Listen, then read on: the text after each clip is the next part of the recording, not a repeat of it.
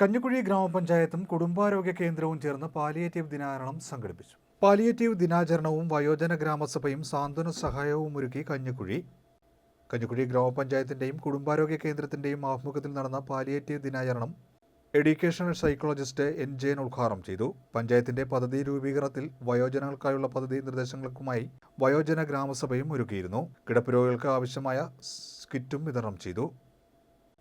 ഗ്രാമപഞ്ചായത്ത് പ്രസിഡന്റ് ഗീതാ കാർത്തികേയൻ ചടങ്ങിൽ അധ്യക്ഷത വഹിച്ചു. ഡോക്ടർ നെറ്റ്സി തോമസ് സാന്ത്വന സന്ദേശം നൽകി.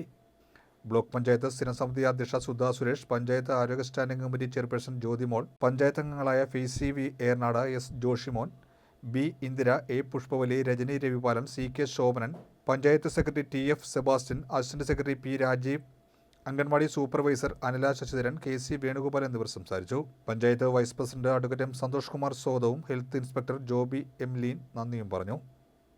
പഞ്ചായത്തിലെ സാന്ത്വന പരിചരണ പ്രവർത്തനങ്ങൾക്ക് നേതൃത്വം നൽകുന്ന P ഗീത, doctor Sarika, doctor Chithra, doctor Sharon എന്നിവരെ ചടങ്ങിൽ ആദരിച്ചു. തുടർന്ന് ആശാപ്രവർത്തകരുടെ കലാപരിപാടികളും നടന്നു. ഹെൽത്ത് സെന്റർ കൂടിയുള്ള കോർഡിനേഷൻ, അതിന്റെ മികവും ശരിക്കും ഒരു അംഗീകാരമായി തന്നെ നിലനിൽക്കട്ടെ.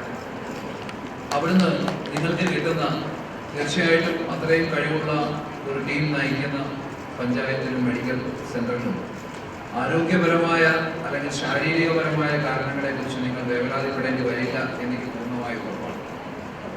ചില കാര്യങ്ങൾ മാത്രം നമുക്കൊന്ന് ചർച്ച ചെയ്ത്, ഞാനിത് അവതരിപ്പിക്കുകയൊന്നുമല്ല, നിങ്ങളുടെ മുമ്പിൽ പറയുകയൊന്നുമല്ല, നമുക്കൊന്ന് ചർച്ച ചെയ്ത് അതിനെ ഒന്ന് സമ്പുഷ്ടീകരിച്ച് നമുക്ക് ഒത്തൊരുമയോടുകൂടി മുന്നോട്ട് നീങ്ങാം.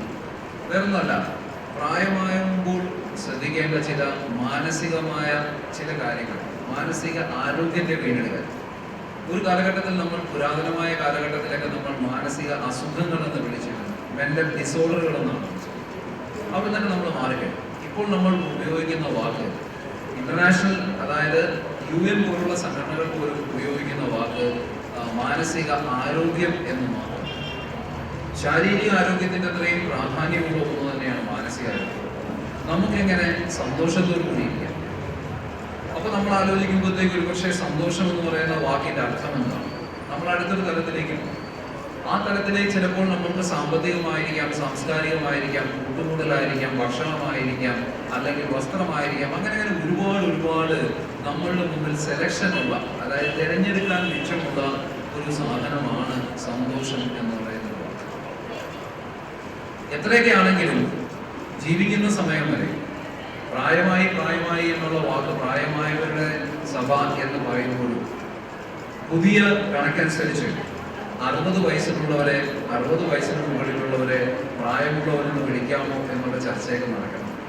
പണ്ട് 60 വയസ്സെന്ന് പറയുമ്പോഴത്തേക്ക് ശാരീരികമായിട്ട് കുറച്ച് പരിമിതികൾ അല്ലെങ്കിൽ ഉള്ള കുറച്ച് ആൾക്കാരായിരുന്നു. പക്ഷെ ഇന്ന് അങ്ങനെയല്ല.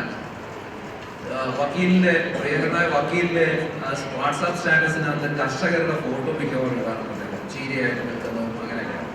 അതിൽ ഞാൻ ശ്രദ്ധിച്ചൊരു കാര്യം, ഈ കഞ്ഞിക്കുഴിയിൽ മുഴുവൻ ഫോട്ടോ ഇടുമ്പോഴും ശുചിത്വവും അല്ലെങ്കിൽ അങ്ങനെ പേരെടുത്ത് പറയാനുള്ള കുറച്ച് പേരൊഴികെ എല്ലാവരുടെയും തന്നെ തലകൾ നിറച്ച കർഷകരെയാണ് ഇദ്ദേഹത്തിൽ